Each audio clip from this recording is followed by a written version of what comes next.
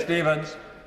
Thank you, Mr Deputy Speaker. It's a pleasure to follow my good friend and comrade from Airdrie Shorts, and when she had said and talked about loan sharks, it very much reminds me of the issues that we're seeing in social media with misleading adverts from debt companies who I do regard as loan sharks, forcing people into trust deeds and all of these issues. And I know the Minister used to be in the Treasury, so he'll be familiar with some of these arguments and some of these things, but that's certainly something that I will be taking up in future with the Government, because it is something that really needs to be tackled. Because if we are in a cost of living crisis and people are on Facebook and other social media outlets and they see some of these misleading adverts, it's going to make their lives even worse. But I want to, Mr Deputy Speaker, I'm told that repetition is not advice. And I was in the Westminster Hall debate this afternoon on in-work poverty, which was led by the Honourable Member for Easington. It's worth reminding people that in-work poverty is at its highest levels ever, disproportionately affecting lone parents, disabled people and carers. And as the Joseph Rowntree Foundation has told us, 68% of working age adults in poverty are in a household where at least one adult is in work. And those are the highest figures ever recorded since figures were taken on these issues, which began in 1996.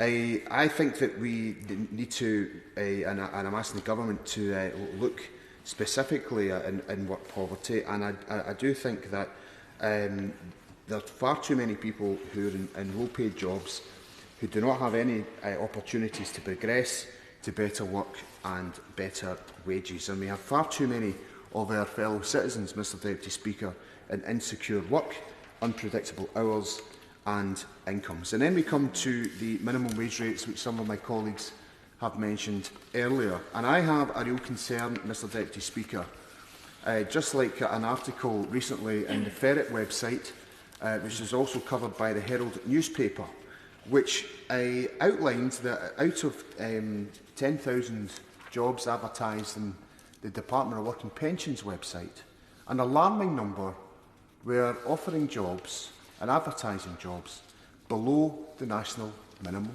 wage. Burger King, there was an advertisement for £6 an hour. Pizza Express, £6.56 an hour. Farm Foods, £6.66 an hour.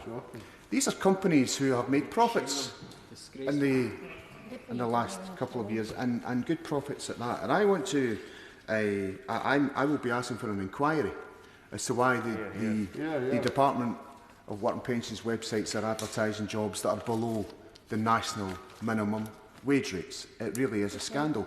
Perhaps the Department of Work and Pensions will refer themselves to the National Minimum Wage Compliance Unit, because they should when they're advertising jobs at these rates.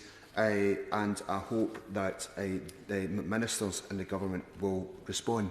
And I then want to come on to the next issue, because we have, and a number of members on both sides have raised concerns about universal credit.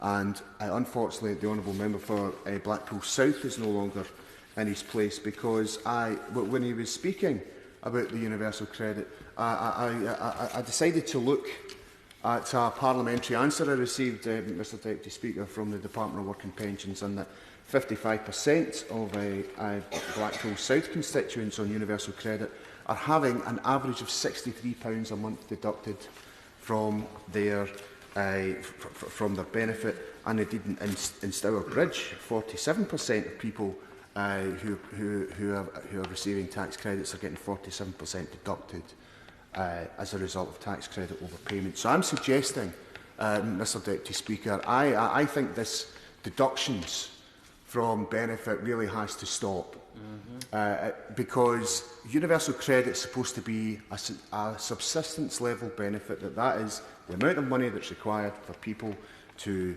live, to eat and to heat their homes and to live good lives. And if we're deducting from universal credit, that is just the spiral of debt that many honourable members have spoke about in this debate so far. And it needs to do a couple of things. So this scandal of advances has to stop.